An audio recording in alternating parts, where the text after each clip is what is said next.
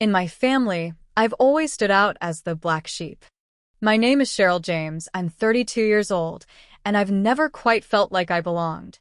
Growing up, I was the eldest child of my parents, Isabella and Adam James, both renowned doctors. However, the privileges and attention seemed to bypass me, landing squarely on my younger twin brothers, Scott and Charles.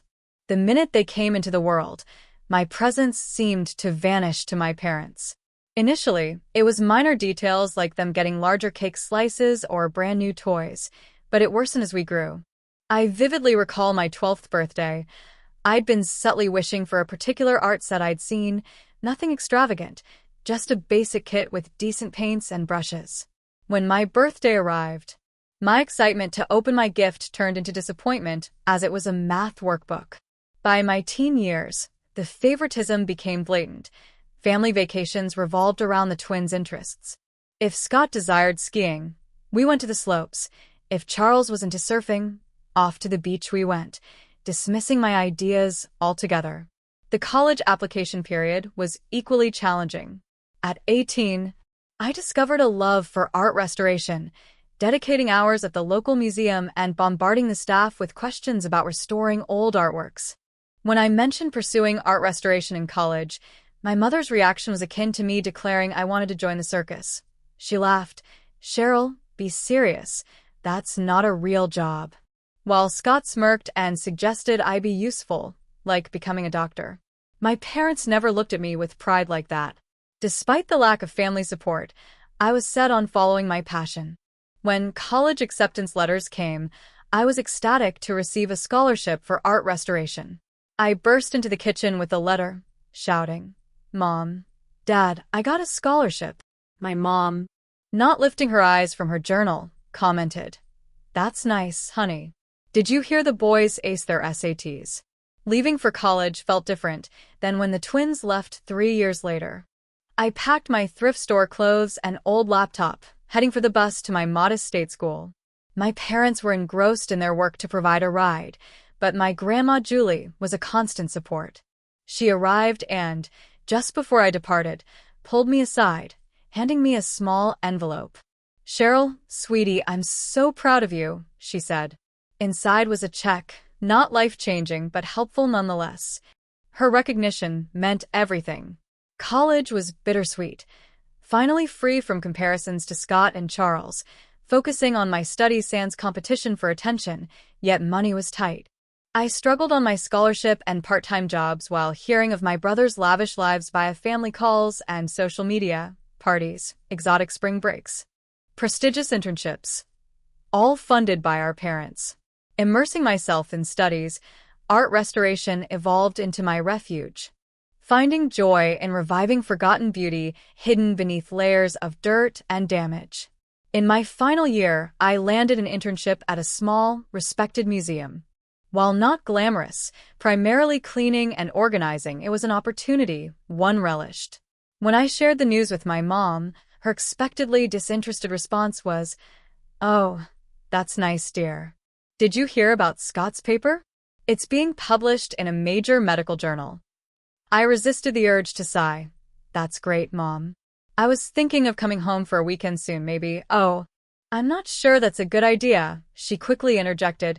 "Your father and I was on the phone, getting the usual explanation from my parents. They'd be extremely busy assisting the boys with their research assignments." I understood, but hanging up, that combination of resentment and pain started brewing inside me again. However, this time was different. There was a small glimmer of defiance, a newfound resolve. I glanced around my small dorm room, surrounded by piles of art books and a partially completed restoration project dominating the floor space. This was my domain now, a realm I had constructed independently, regardless of everything. "Forget them," I whispered to the vacant room. "I don't need their approval." Yet, deep down, I knew that wasn't entirely true. A part of me still wished for my parents to recognize me, still yearned for them to see who I had become. Graduation came and went without much ado from my family, my special day honored with a brief dinner at a chain restaurant. "So, Cheryl, what's next?" Dad inquired, barely lifting his gaze from the menu. I straightened up, attempting to sound assured. I actually got a job offer from a museum in Los Angeles. Dad frowned. I don't know, Cheryl. Los Angeles is pricey. How much does this job pay? My face grew warm as I muttered the not-so-impressive starting salary. Their faces reflected evident disappointment. The remainder of dinner blurred with subtle critiques and further comparisons to Scott's and Charles's academic achievements. As we exited the restaurant, Grandma Julie pulled me aside. Don't let them dim your light, my dear, she whispered, slipping another small envelope into my hand. Go to Los Angeles and chase your dreams. Inside was a check, enough to cover my first month's rent in the city. I embraced her tightly, fighting back tears. The next few years were a whirlwind as I immersed myself in my work, slowly establishing a reputation in the art restoration world. During this process, I met John, a struggling graphic designer with a kind smile and infectious dedication. We connected instantly over our shared love for art and our similar experiences as underdogs in our fields. After dating for a while, I decided it was time for John to meet my family. From the moment we sat down, it was clear my parents had other plans. They bombarded John with questions, each more probing than the last. So, John, Dad started, trying to sound nonchalant but failing. What are your long-term career prospects? John shifted in his seat, visibly uneasy. Well, I'm building up my client base. It takes time, but I'm making progress. Mom jumped in. And your income? Is it enough to support a family? My face flushed with embarrassment. Mom, that's not. But John squeezed my hand under the table. It's okay, Cheryl, he said calmly. I'm not where I want to be financially yet, Dr. James, but I'm working hard to get there. The questioning persisted through dinner, clarifying that my parents weren't convinced. I saw John's confidence wane, and my anger grew. As we were leaving, Mom pulled me aside. Cheryl, honey, I know you think you care about this boy, but you need to be realistic. You've already chosen a challenging career path. Don't complicate it by being with someone who has no future. Mom, I whispered, shocked by her bluntness. Dad chimed in. Your mother's right, Cheryl. You need to consider your future. John seems nice, but is he really good enough for you? You could do much better. I stood speechless. Years of frustration bottled up, ready to burst. How dare they judge John? How dare they dismiss my choices once again? As John and I began planning our wedding, reality struck hard. Our savings were minimal, scarcely enough for a simple ceremony. One night, after engrossing ourselves in budget spreadsheets, I decided to ask my parents for assistance. Perhaps they'd be willing to contribute. Mom, Dad, I started cautiously during our weekly call. John and I have set a date for the wedding. We're trying to keep costs low, but I was wondering if you might want to help a little. Maybe even just with the planning. The silence on the other end was lengthy and uncomfortable. Finally, Mom spoke, her voice cold. Cheryl, you're an adult now. If you've chosen to marry this person, you need to handle the consequences yourself. I hung up, feeling devastated but not entirely surprised. Once again, Grandma Julie stepped in to save the day. When I relayed the situation to her, she didn't hesitate. My dear, she said warmly over the phone, I may not be able to give you the wedding of your dreams, but I want to help make your day special. She sent some money, which was enough to cover part of the expenses. The wedding day arrived, bringing a swirl of anticipation and unease. Our humble community center became enchanting with simple wildflower and fairy light arrangements. Close friends rallied around, assisting with everything from the decorations to crafting a homemade cake. As I made my way down the makeshift aisle, John's beaming smile highlighted all our efforts. For a brief moment, I set aside financial worries and familial negativity, losing myself in the love reflected in his eyes. That spell was broken upon seeing my family. Both my parents sat stiffly, clearly bored and unimpressed in the front row. I overheard Mom remarking to Dad on how cheap everything seemed, from the decorations to the food. Scott and Charles were even worse, lurking in a corner, laughing and glued to their phones. I strove to remain focused on our vows and the supportive faces of friends. However, it wasn't until the next day the full extent of their cruelty hit me. Waking up to a flood of phone notifications, I discovered Scott and Charles had plastered social media with humiliating pictures from the wedding.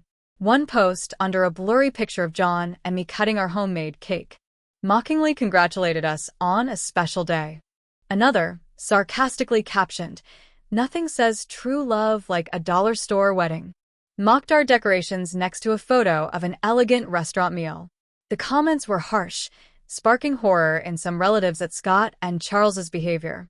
Aunt Nicole expressed outrage, writing, "This is completely unacceptable. You should be ashamed." Yet others found it amusing, like Cousin Mark, who commented, "Savage, but true. That wedding looked like a homeless convention." Reading through them was sickening, but more painful was my parents' reactions. Rather than reprimanding their sons, they enabled them. Mom commented, "Boys will be boys. It's just harmless fun." I chose not to call them or demand an apology, simply deciding to cut ties for a while. 5 months post-wedding, the annual James family reunion approached. Although I had reservations, John felt we should attend, thinking it might mend fences. We couldn't have been more wrong.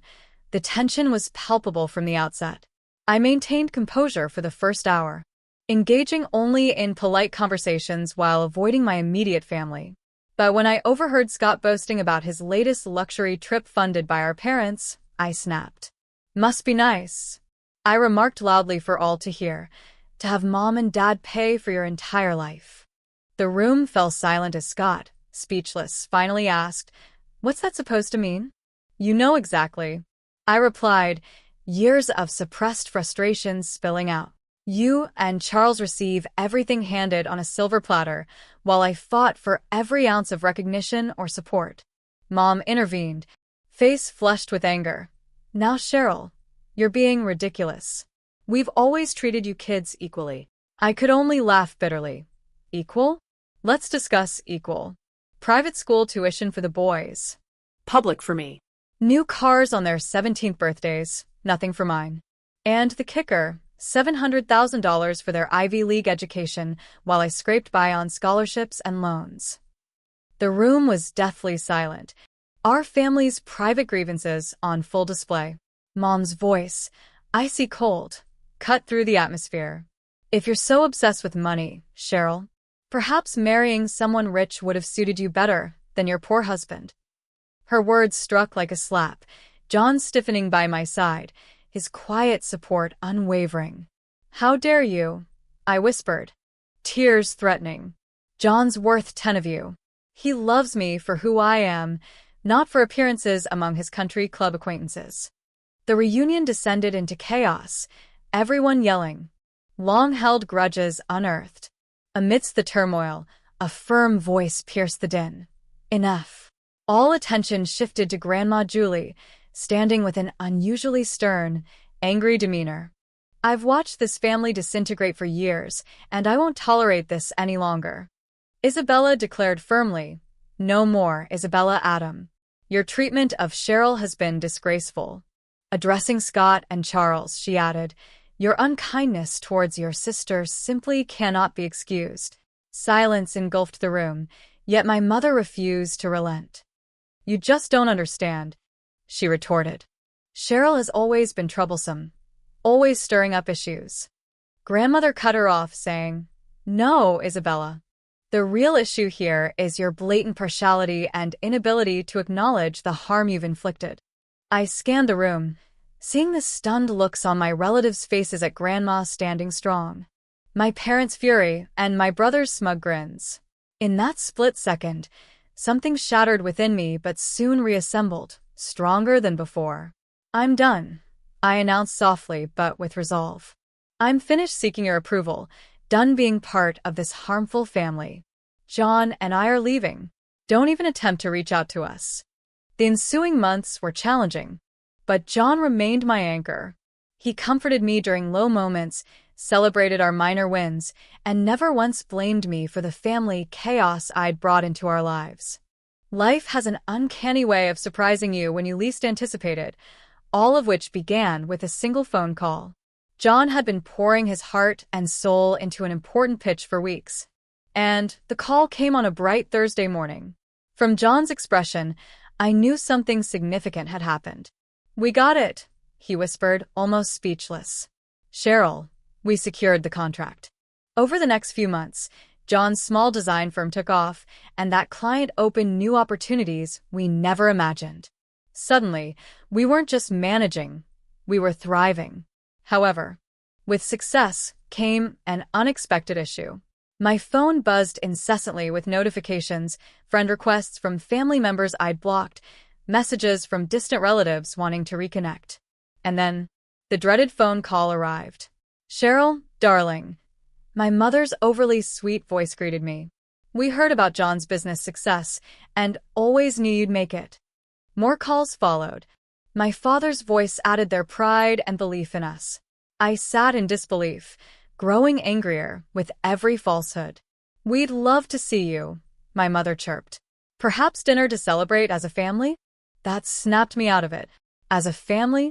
I echoed, my tone hard. "We haven't been a family for ages, and that's unchanged by our bank balance."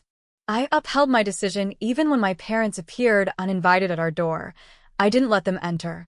When they dispatched costly gifts, I returned them unopened.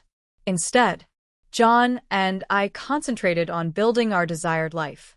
We worked diligently, saved smartly, and soon found ourselves signing papers for a splendid apartment in the city's heart.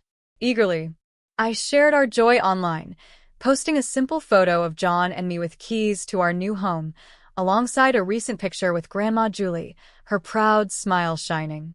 I captioned it, "New beginnings and old love. Grateful for those who've stood by us." The moment I clicked post, an immense weight lifted off my shoulders. This was my family now, John, Grandma Julie, and the friends who had supported us steadfastly. We had crafted this life ourselves, overcoming hurdles and proving naysayers wrong. The soothing evening light streamed through our new apartment's windows as I prepared dinner for John and Grandma Julie. It was our first real family dinner here, and I aimed for perfection. Suddenly, harsh knocks on our front door shattered the peace. "Cheryl, open up. We know you're inside." My blood ran cold at the familiar voices, Scott and Charles. Before I could act, the door was forced open, and my brothers barged in, faces contorted with rage. John jumped up as Scott confronted me, angrily accusing, "You manipulative little. We always suspected you were playing the long game. But this is low, even for you." I staggered back, astounded by his venom. "What do you mean?" I asked. Charles laughed harshly. "Don't feign ignorance, Cheryl. We saw your social media stunt flaunting your new place. In our apartment, they accused me, as Scott spat, of manipulating Grandma into gifting it to me." Angered by their baseless claim, I asserted, "John and I purchased this place with our hard-earned money." Charles sneered, suggesting Grandma was hidden to avoid confrontation, wishing her dead so her house could be sold. The room turned quiet, and Grandma Julie appeared, shocked and disappointed by their words. She quietly declared her realization of who valued her truly versus those who viewed her as a meal ticket, prompting me to ask Scott and Charles to leave. They hesitated but left, muttering excuses, while the phone was incessantly buzzing with calls, including one from Mom. Upon answering Cheryl, I was met with demands to mend things with Grandma, claiming it was all a misunderstanding. I laughed bitterly, recalling their words about Grandma's death. Dad interjected, suggesting the boys were just upset. Upset about us purchasing an apartment on our own? I asked incredulously. Mom's voice, though sweet, urged me to consider the family's needs, implying my brothers deserved the inheritance. My patience snapped. Selfish, I retorted, highlighting years of neglect and favoritism. Tired of the blame and manipulation, I declared an end to the toxic interaction, blocking calls and texts from them, including Scott and Charles. The severance, though painful, was crucial for my recovery. As I healed, Grandma Julie, aware of the toxic family dynamics, integrated more into our lives. Nicole, reaching out post-wedding incident, became a frequent guest, expressing regret for previous inaction. Support flowed from extended relatives who knew my struggles, unveiling authentic connections. John's family enveloped me with unconditional care, extending warmth and acceptance. As we transformed our apartment into a home, a true reflection of our shared life filled with love, respect, and support.